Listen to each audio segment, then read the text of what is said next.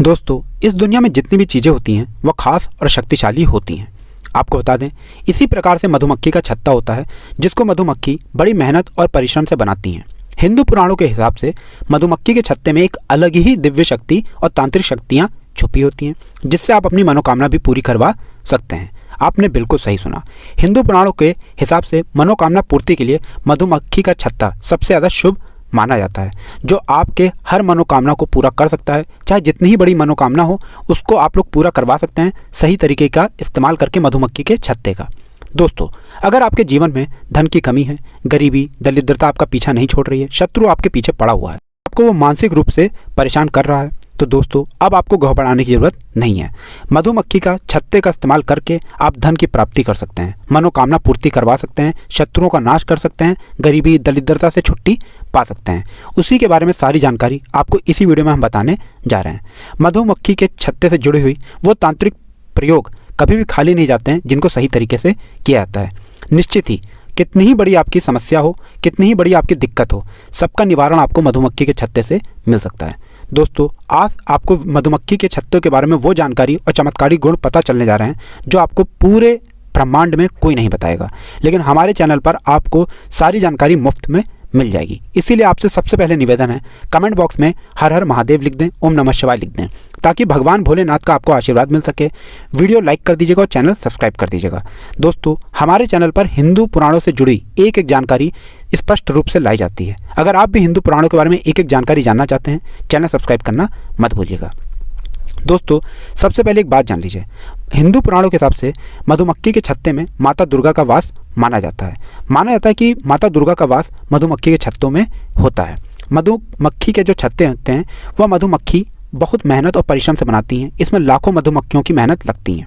अब आप एक बात जान लीजिए, जिस जगह दिव्य शक्तियों का वास होता है मधुमक्खी छत्ते अपना वहीं पर बनाती हैं।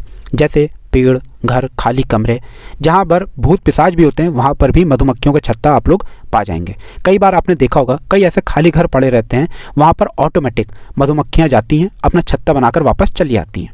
इसका सिर्फ एक कारण होता है, दिव्य शक्तियाँ या ऐसी शक्तियाँ जो बहुत ताकतवर होती हैं वहाँ पर मधुमक्खियाँ अपना छत्ता जरूर बनाती हैं।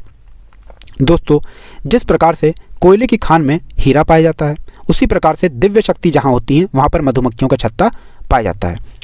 हिंदू पुराणों के हिसाब से साफ साफ कहा गया है कि अगर आपके घर में मधुमक्खी लगातार आ रही हैं, जा रही हैं, आपके घर की छत पर मधुमक्खियों ने अपना छत्ता बना लिया है, तो समझ जाइए आपके घर में काला जादू हो रखा है।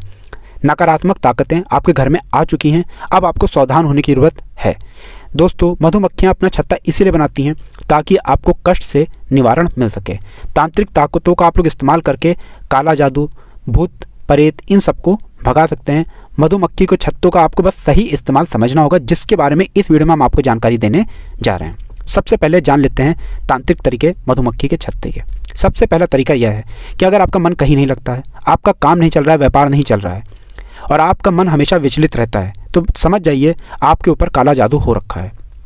भूत प्रेत आपके पीछे पड़ा हुआ है। लेकिन मधुमक्खी के छत्ते के अंदर जो मोम होता है, अगर वो आप प्राप्त कर लेते हैं और 11 दिन तक अपने कमरे में इसको जलाते हैं, किसी भी दीपक पर रखकर, उस पर आप बाती भी लपेट सकते हैं। सिर्फ 11 दिन अगर आपने ये प्रयोग कर लिया, आपके ऊपर कितनी ही बड़ी काला जादू हो रखा है, कितना ही बड़ा भूत प्रेत आपके पीछे पड़ा हुआ है, वो आपके पीछे से हट जाएगा।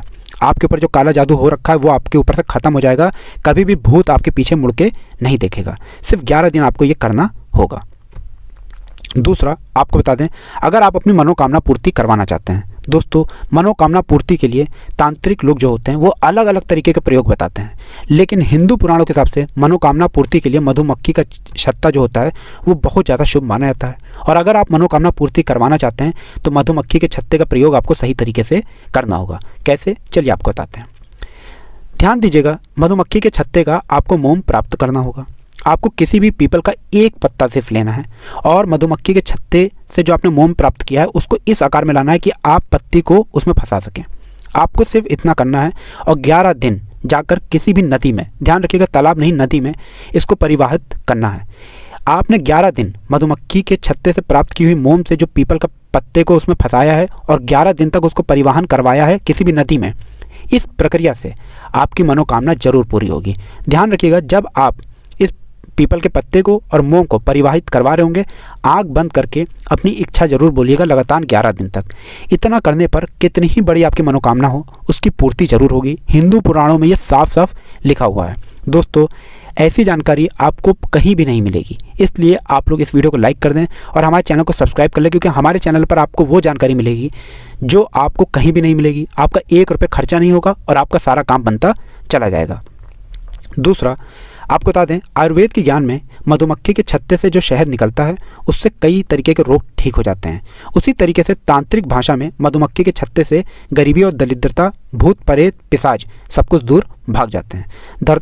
अगर आप लोग लगातार कर्जे में डूबते चले आ रहे हैं, आपका पैसा रुकता नहीं है, आप लोग बहुत परेशान हो चुके हैं कि आखिर इस कर्जे को कैसे ख़त्म किया जाए, अब जो हम आपको तरीका बताने आ रहे हैं उसको बहुत ध्यान से सुनिएगा। आपको एक लाल कपड़ा लेना है, मधुमक्खी के छत्ते का मोम लेके आना है। रखिएगा, आपको एक लाल कपड़ा लेना है। इस लाल कपड़े में मधुमक्खी से छत्ते से जो आपने मोम प्राप्त किया है उसको बांध देना है। अब इसको आपको अपनी तिजोरी या अलमारी में उस जगह रख देना है जहाँ पर सोना, चांदी, रुपए रखे रहते हैं। अगर आपने ये रख दिया, हिंदू पुराणों के हिसाब से आपके सोने में, चांदी में, रुपए में वृद्धि होना चालू हो जाएगी। बिल्कुल सही सुना दोस्तों आप लोग ने। आज भी करोड़पति, अरबपति लोग इसी प्रक्रिया को अपनाते हैं और उनके घर में हमेशा धन की बरकत होती रहती है। अगर आप भी चाहते हैं आपके घर में धन की बरकत हो, आप मधुमक्खी के छत्ते से जो मोम तोड़ के ला रहे हैं उसको लाल कपड़े में बांध के अपनी तिजोरी में रख दीजिए। दोस्तों, आपकी तिजोरी में जो भी रखा होगा, सोना, चांदी, रुपए, पैसा, सिक्का, उसमें आपको बढ़ोतरी देखने को मिलेगा एवं आप अपने कर्ज से मुक्ति पाना चालू हो जाएंगे। जो कर्ज से आप अपने जीवन में रोज परेशान होते चले आ रहे थे, अब उससे आप परेशान नहीं होंगे, उल्टा आपके घर में धन की वृद्धि होना चालू हो जाएगी। इस बात पर कमेंट सेक्शन में एक बार जय माँ लक्ष्मी जरूर लिख दें ताकि आपको माँ लक्ष्मी का आशीर्वाद मिल सके। अब जो हम आपको तरीका बताने आ रहे हैं, आप उससे अपने शत्रु का नाश कर सकते हैं। कैसे? बहुत ध्यान से सुनिएगा।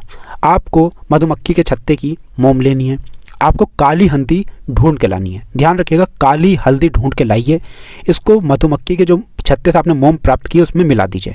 ये मिला करके आपको अपने शत्रु का नाम बोल के किसी भी तालाब में ले जाके इसको फेंकना है। तालाब, नदी में कहीं भी आप फेंक सकते हैं, तालाब, नदी, नहर में, एवं अपने शत्रु का नाम बोलना है।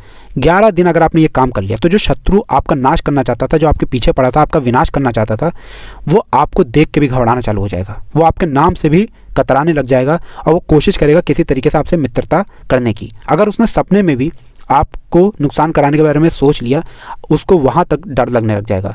दोस्तों, ये सब जो हम आपको प्रयोग बता रहे हैं, ये हिंदू पुराणों में साफ साफ लिखे हुए हैं। हिंदू ग्रंथों में साफ साफ इनका उल्लेखन है, जिसको हम लोग छानबीन के लेके आते हैं ताकि हमारे देश के जितने भी हिंदू भाई बहन हैं उनका भला हो सके।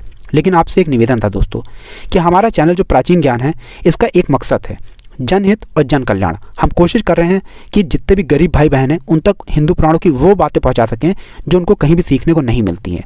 इसलिए आप हमारे चैनल को सब्सक्राइब तो कीजिए ही कीजिए, इस चैनल को गरीब भाइयों तक पहुंचवा दीजिए ताकि वो गरीब भाई हों या हिंदू भाई बहन हों, उनका भी भला हो सके। क्योंकि उनका अगर भला होगा तो आपको पुण्य मिलेगा, आपको पुण्य मिलेगा तो हमको पुण्य मिलेगा और हम सब पुण्य के भागीदार हो जाएंगे।